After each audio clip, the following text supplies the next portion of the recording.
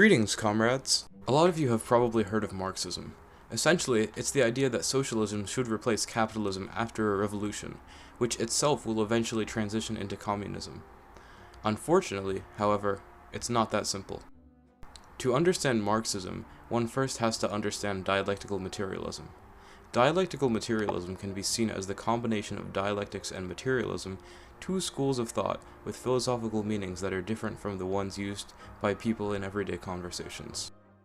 Dialectics is a philosophy popularized by the German philosopher Georg Wilhelm Friedrich Hegel that inspired many of Marx and Engels' works. Dialectics proposes that to understand the truth, we must first have a thesis. A thesis, in this case, is any assertion. For example, Dublin is the capital of Ireland. Once a thesis is established, an antithesis is provided. An antithesis doesn't have to be a direct opposite of a thesis, just something that contradicts the thesis.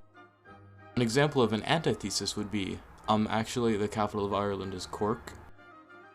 Now, the thesis and the antithesis have been established. They could be combined to form what's called a synthesis. In this case, a possible synthesis could be, Dublin and Cork are each their own capitals of Ireland, depending on whom you ask. Essentially, Hegel's point is that when provided with correct information, you can always get a fuller understanding of the truth by seeing how what you've learned holds up with something else. Dialectics isn't a process that you start and finish. So I could take my old synthesis, Dublin and Cork are both capitals, and hold it up with an antithesis, which in this case would probably be a dictionary definition of the word capital. Now onto materialism.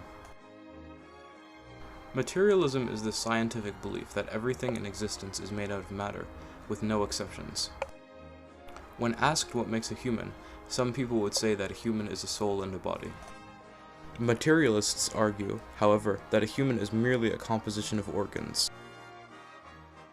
which can be divided into tissues, which are made of cells, and so on. Materialists reject the phrase, "I think, therefore I am," and prefer to flip it upside down, saying, "I am, therefore I think." Materialism starkly opposes the notion that reality is based on human thought and perception. The opposite of materialism would be idealism, the belief that everything is in our minds, and that the entire universe may as well be an illusion because we can't objectively know what isn't.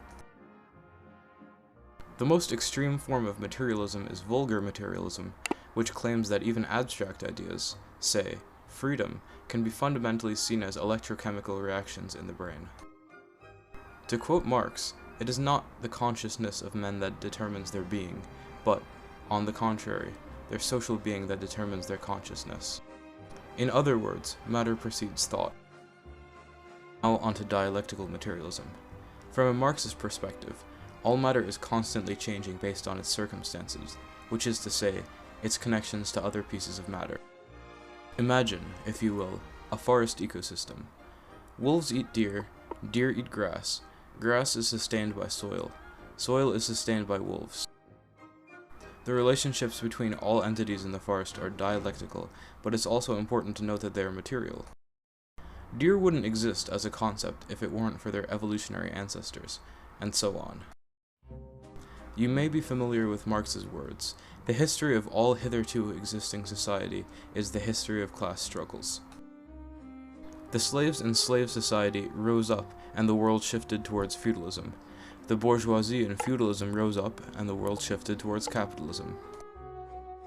This is an oversimplification, of course, but what's important to know here is that each social transition is a direct result of underlying material conditions, and each period of change is fueled by contradictions found in a dialectical relationship.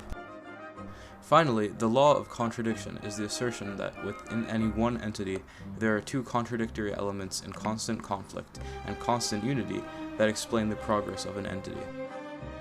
Remember what I was saying about the thesis and the antithesis? To summarize, anything in the world can be viewed through the lens of a dialectical materialism, which is the philosophical underpinning of Marxism. In the next video, I'll be taking a look into Lenin's contributions to the field. See you then.